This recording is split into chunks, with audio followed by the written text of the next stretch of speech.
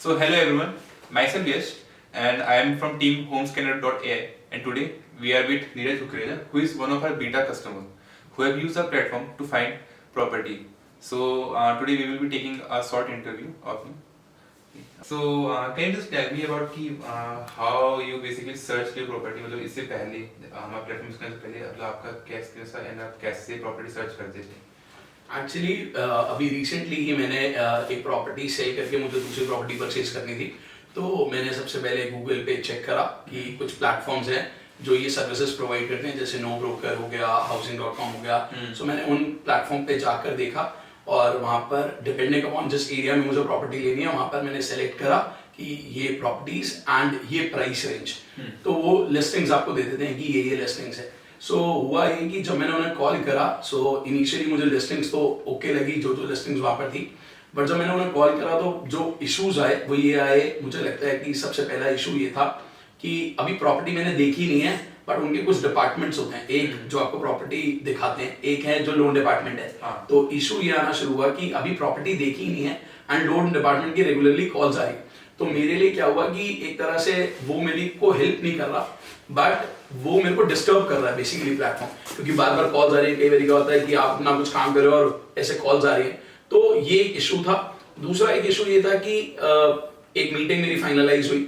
अब होता क्या है कि वीकडेज में जनरली हम ऑक्यूपाइड रहते हैं बिकॉज मेरी क्लासेस होती हैं और मान लो किसी डे पे उन्होंने मीटिंग रखी वेडनेसडे को।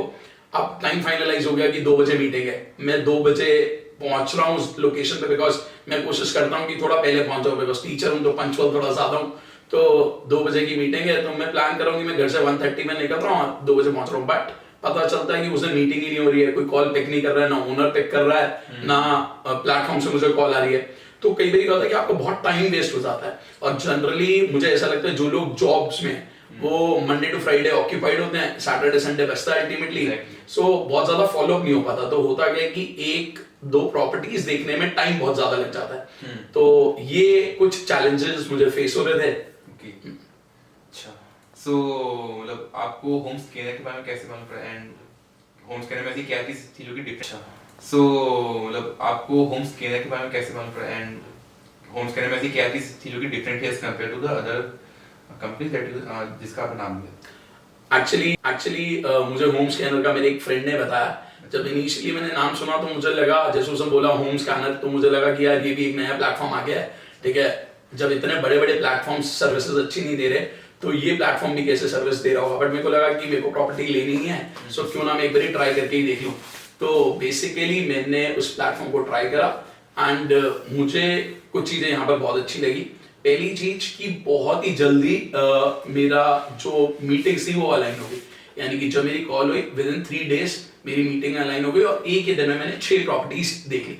तो हुआ ये कि जो मुझे लगता है कि और प्लेटफॉर्म से अलग था कि मुझे बार बार कॉल्स नहीं आई, एक बार कॉल पर बात हो गई और मेरी मीटिंग्स अलाइन हो गई कि संडे को मेरे को प्रॉपर्टीज विजिट करनी है। ये 6 प्रॉपर्टीज हैं जो मैं देखूंगा, उसके टाइम स्लॉट फिक्स हो गए। एंड मतलब क्योंकि मैं लिस्टिंग ऑलरेडी सिलेक्ट कर चुका था तो मुझे पता था कि ये प्रॉपर्टीज में मेरे को कुछ पॉइंट्स ऑलरेडी क्लियर है। अब उन 6 प्रॉपर्टीज को जब मैंने देखा तो उसमें से मुझे 2 फाइनलाइज समझ आ रही। तो अभी मेरी वाइफ उसको और एक बारी मदर और वाइफ देखेंगे। सो वंस वो फाइनल हो जाता तो उन्हीं 2 प्रॉपर्टीज में से मुझे लगता है कि हम एक फाइनल कर लेंगे और I will go with that platform. तो मुझे लगा कि कई बार क्या होता है ना कि नया प्लेयर है तो नए प्लेयर्स ज्यादा मेहनत करते हैं एज कम्पेयर टू जो पुराने ऑलरेडी एस्टेब्लिश हो चुके हैं, बिकॉज वो अपने नाम का उन्हें लगता है कि चल रहा है। सो मुझे लगता है कि कई बार क्या होता है जो नए एंट्रेंट्स हैं दे पुट मोर एफर्ट्स।